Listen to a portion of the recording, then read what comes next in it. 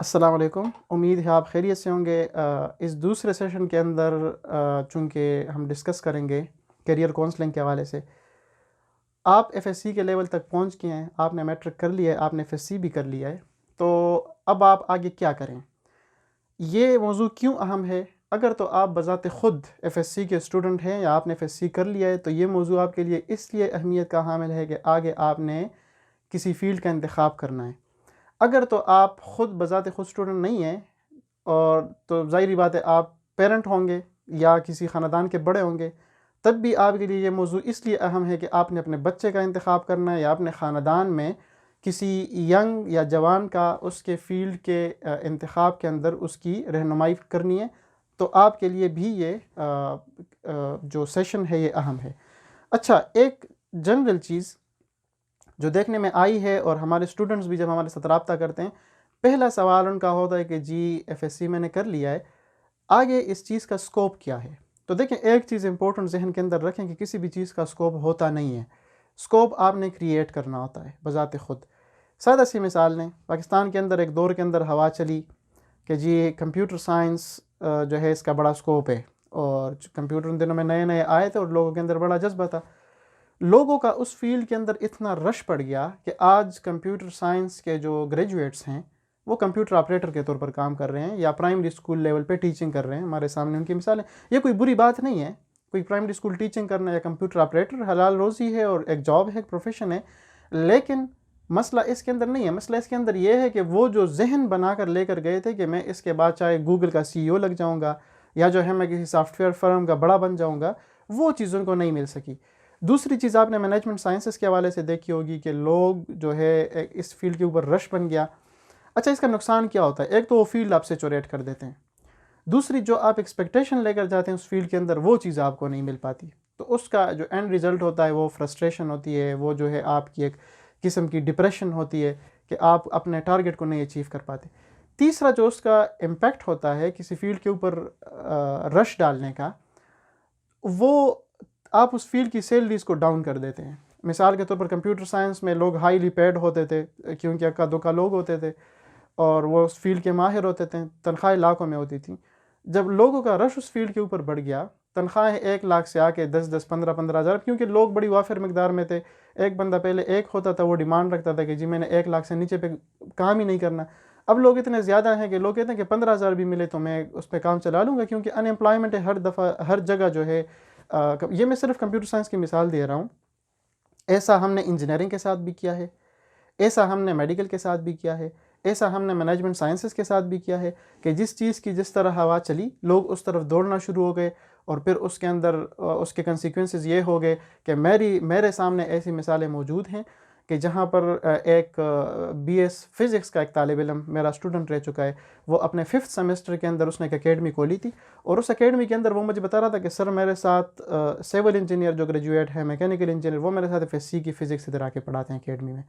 तो इससे आप अंदाज़ा लगाएं कि हमने एक फ़ील्ड के ऊपर स्कोप को देख के उसके ऊपर इतना रश बढ़ा दिया है कि आज कोई भी आप पत्थर उठाएं या ईंट उठाएं तो उसमें से नीचे आपको एक इंजीनियर या जो है डॉक्टर या कोई भी वो बरामद होता है। अच्छा, ये तो एक इसका इम्पैक्ट है करियर काउंसलिंग के हवाले से कि आपने किसी चीज़ की स्कोप होती नहीं है, स्कोप आपने क्रिएट करनी होती है। इसकी दूसरी मिसाल एक सादा सी आपको समझाएं। मिसाल के तौर आप सॉफ्टवेयर इंजीनियरिंग के अंदर गए हैं और आप कहते हैं कि जी बस ये तो इस फील्ड की स्कोप है और मैंने बड़ा हार्ड वर्क किया है और आपने 4 आउट ऑफ 4 जीपीए ले लिया थ्रू आउट, या आपका एंड जो है आपने बड़े बेहतरीन ग्रेड्स के अंदर किया है, लेकिन 4 साल बाद आप उस फील्ड की इंपॉर्टेंट चीज़ें भूल गए हैं।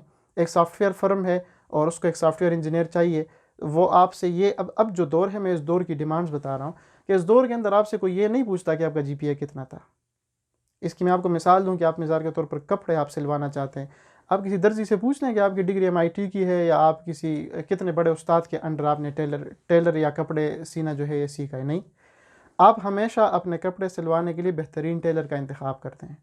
ये फार्मूला आप नीचे से उठाएं, और जिस तरह आपको कपड़ों के लिए अच्छे टेलर की ज़रूरत है, इसलिए बड़े सॉफ्टवेयर फर्म्स को, इसलिए बड़े बड़े इदारों को एक्सपर्ट्स की ज़रूरत होती है। वो उनके ग्रेड्स को नहीं देखते, वो इनकी एबिलिटीज़ को देखते हैं। आप अपने ग्रेड्स किसी के सामने रखें और आप कहें कि जी मैं इतना 5 गज़ जंप मार सकता हूँ, तो आपको गज़ दे देंगे और कहेंगे कि जी ये इधर जंप मार के दिखाओ। आपका वो ट्रांसक्रिप्ट ट्रांसक्रिप्ट का जो रोल है, मैं इससे हकीकत से इनकार नहीं कर रहा कि ग्रेड्स की भी इम्पोर्टेंस है, क्योंकि फ़र्स्ट एंट्री आपको वो प्रोवाइड करता है। इसकी मिसाल ऐसी है कि आपको मिसाल के तो 3.5 GPA चाहिए किसी फील्ड के अंदर जाने के लिए, तो अब आपके 3.5 होंगे तो आप उस फील्ड के अंदर जाएंगे। फिर जब आप उस फील्ड के अंदर जाएंगे तो 3.5 हज़ारों लोग होंगे। फिर उसके अंदर मैं वो बात कर रहा हूँ, ये मिसाल मैं उस सेंस में दे रहा हूँ कि उस वक्त पर आपका GPA का रोल जितना था वो ख़त्म हो गया, आपके ग्रेड्स का जो रोल था वो ख़त्म हो गया। उसके बाद आपकी अपनी अहलियत, और जिसको हम उर्फ़-ए-आम में क्वालिटी ऑफ एजुकेशन कहते हैं, कि वहाँ पर आपने जो एजुकेशन हासिल की वो किस क्वालिटी की थी। तो करियर काउंसलिंग के हवाले से अगर हम इसका ख़ुलासा बयान करें, दो तीन चीज़ें एक्सट्रीमली इम्पॉर्टेंट है कि एक तो स्कोप होता नहीं है, आपने ख़ुद क्रिएट करना होता है। और हमारे ख़ानदान के अंदर ऐसी मिसालें हैं कि एक बंदे ने हिस्ट्री के अंदर PhD की है और उसकी 3-3.5 लाख तनख्वाह थी और उसका बहुत बड़ा नाम है। दूसरा उसी का भाई, उसने मैकेनिकल इंजीनियरिंग के अंदर PhD की है, वो एटॉमिक एनर्जी में बड़े पोस्ट के ऊपर हैं और उन्होंने अमेरिका से PhD किया, लेकिन उनकी तनख्वाह 2 लाख है।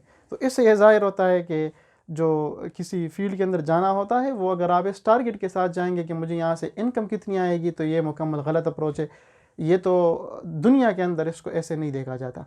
ज़ुकरबर्ग अगर ये देखता कि जी कंप्यूटर साइंस के अंदर मैं इस फील्ड के अंदर इस हवाले से जाऊंगा कि जी मुझे यहाँ से इनकम कितनी है, तो बहुत सारे कंप्यूटर साइंटिस्ट हैं।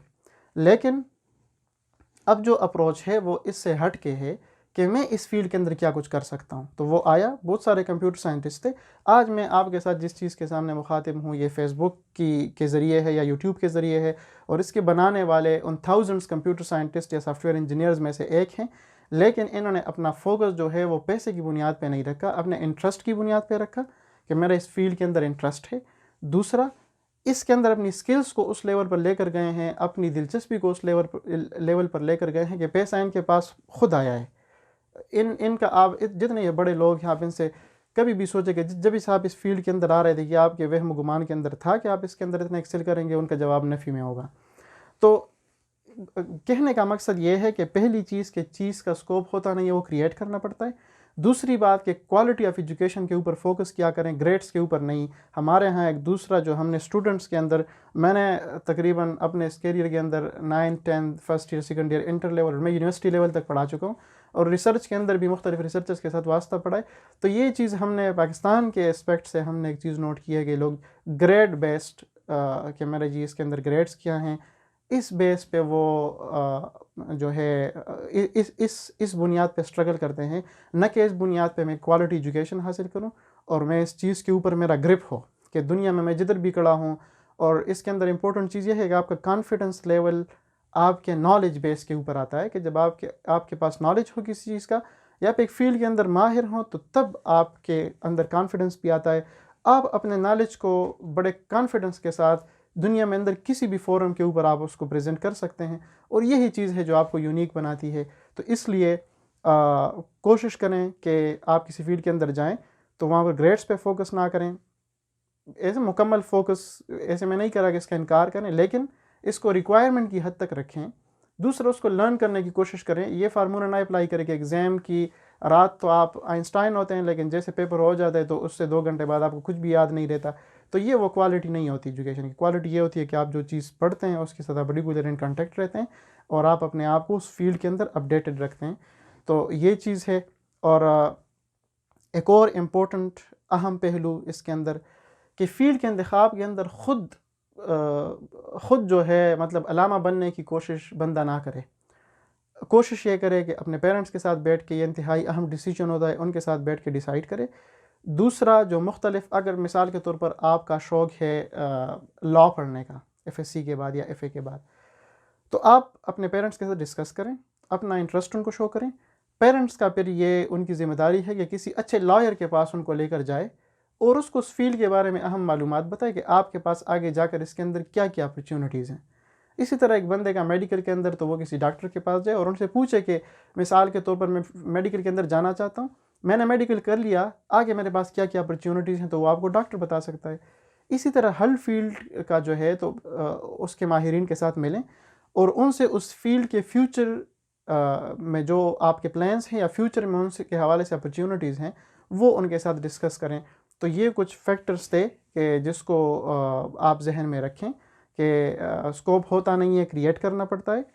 दूसरा, अगर आप किसी फील्ड के अंदर गए तो उधर क्वालिटी के ऊपर फोकस करें, ग्रेड्स को आप ज़रूरत की हद तक रखें। तीसरी चीज़ के फील्ड सिलेक्शन के वक्त पेरेंट्स को ऑन बोर्ड लें, और किसी भी फील्ड के अंदर अगर आपका इंटरेस्ट है तो उस फील्ड के माहिर के साथ बैठ के इकट्ठे अपने फ्यूचर के हवाले से फ़ैसला करें। तो जो भी चीज़ मशवरे से होगी उसके अंदर आपको, जब एक एक दिमाग होता है तो वो एक एंगल से सोचता है, जब 10 दिमाग होते हैं तो 10 एंगल से 10 मुख्तलिफ ज़ावियों से सोचते हैं, और उसके नतीजे में जो फ़ैसला होता है वो बड़ा बेहतरीन फ़ैसला तस्वर किया जाता है।